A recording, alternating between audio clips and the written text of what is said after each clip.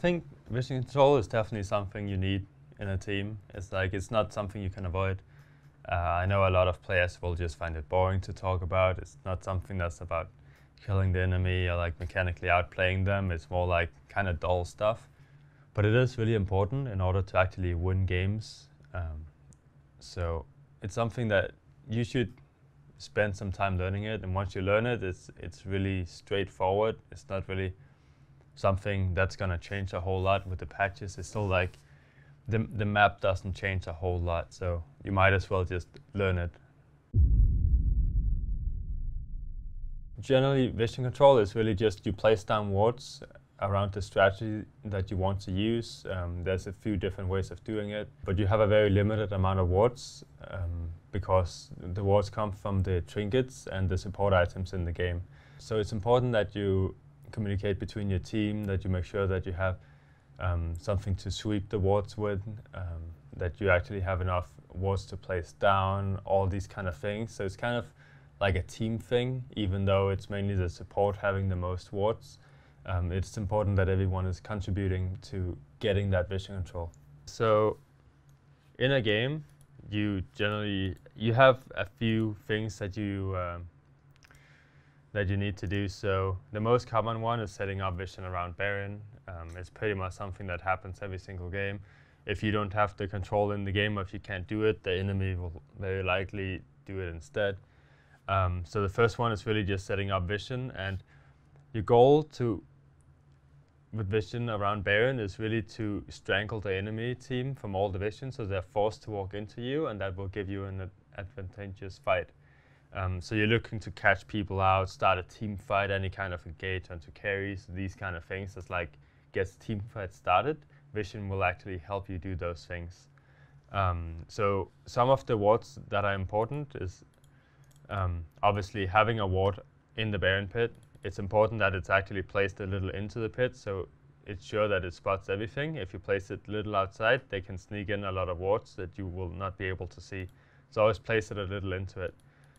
So there's a limit to how many wards you can place. So you can only have one pink ward each on the map at certain times, which means that it's pretty difficult for me to show this because I'm basically alone in this game.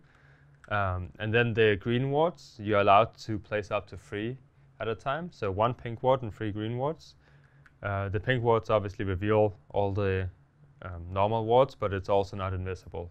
So your goal is to set up vision so they will walk into you. So a pink ward on the Baron is probably step 1. It's like the most common one. Then you want to have a sweeping lens that can like sweep the entire area or something. And then another control ward that's pretty important, and this is this one, because the most normal way to go and get vision, obviously depending on which side you are, is actually through mid lane. So you kind of guess where you want to wait, whether you want to take the risk of starting Baron and all those kind of things. So from there on, with those pink wards, the pink wards are usually placed defensively, just because they're fairly easy to like find and kill. So if you place it deep into the enemy jungle and you walk back to Baron, it's just going to be easy for them to clean. As opposed to the green wards, they need to use like sweeping trinkets or pink wards in order to see them. So you generally want to just have some vision control. So what happens normally when you have vision in these spots is that you just push mid, and when you push mid, it forces the enemy to show, because if they don't show, you can just push down these towers, and then if they walk in here, you just place vision down, so you know exactly where they are and what they're doing, so they're just in a really bad position. That's like the general concepts about those vision control things. So there's a few things and moves you can do to help you and kind of like force the enemy to go somewhere so it's safe for you to walk into the enemy jungle. If you forget the parts where you're not going to get mid control first and you're not going to make them show, and you need to then like face check into their team waiting in here, you're at a very disadvantaged position. So it kind of like you need to play around minion waves and like if you see the enemy or not. This example for vision control is mostly used for team fighting, baiting Baron, and securing those objectives. If you have like a split push composition, like sometimes you have a split push champion, he's gonna he's going to be stuck in bot lane, and he's going to be pushing, I mean, depending on what side you are, he's going to be pushing either way. And in those situations, it's still good to get the vision control if you can, but it's more important to make sure that he can actually do his job and make people go to him in order to stop him. So helping him get vision inside the jungle, where so he can be safe in the lane and split push, is really crucial too. So it's kind of depending on the strategy that you're using and doing. You need to help your teammates like also fulfill their purpose in the game.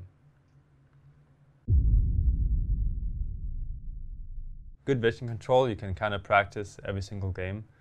I know it's mostly up to the support. Like the support has a lot more wards than you have as a mid laner or another laner.